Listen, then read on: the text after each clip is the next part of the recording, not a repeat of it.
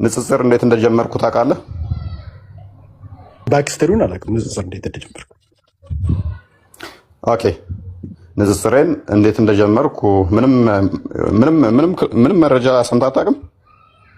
ንጽጽር እኔ የሰማሁት ከዚህ በፊት በሙስሊም እንደነበርክ ነው የሰማሁት። ከዛ በኋላ ወደ ሙስሊም ማለት ነው እንደዛ ነው የሰማሁት። እኔ ክርክሩን መሀል ላይ ነው እንጂ የማውቀው ከዚህ በፊት መጀመሪያ ላይ እንዴት እንደጀመርክ የማውቀው ነገር የለም። መልካም እሺ። ባልሳሳት 2015 አካባቢ ነው የጀመርኩት ይመስለኛል። ስልጤ ላይ የተፈጠረ ረብሽ ታስታውሳለህ? ከዛ በኋላ እንደዚህ አይነት ነገሮች ረብሽ ታስታውሳለህ?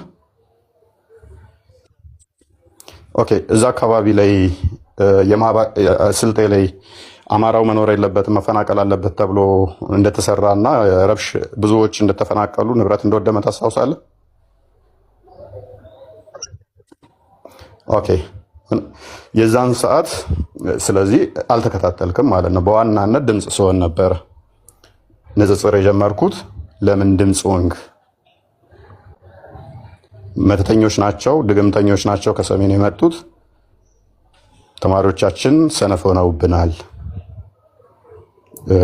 ስለዚህ ሰነፍ እንድንሆን ያደረገ ተማሪዎቻችን ትምህርት ፌል እያደረጉ ያሉት እየወደቁ ያሉት ልጆቻቸው ጎበዝ የሆኑት አባቶቻቸው መተት እያደረጉብን ነው፣ ጠንቋዮች ናቸው።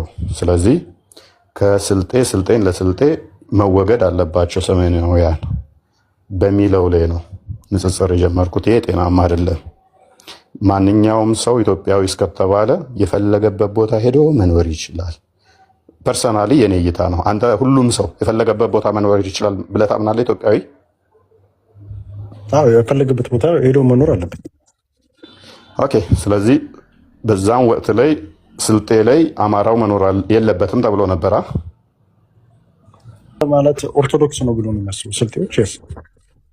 ያ ስለዚህ አማራውንም ኦርቶዶክሱንም በእምነት ብሔሩን የሚጠቀሙት ሃይማኖቱን ለመምታት ነው። ሃይማኖቱን አንዳንዴ የሚጠቅሱት ብሔሩን ለመምታት ነው። ሁለቱንም ኢንተርቼንጅብሊ ይጠቀሙታል።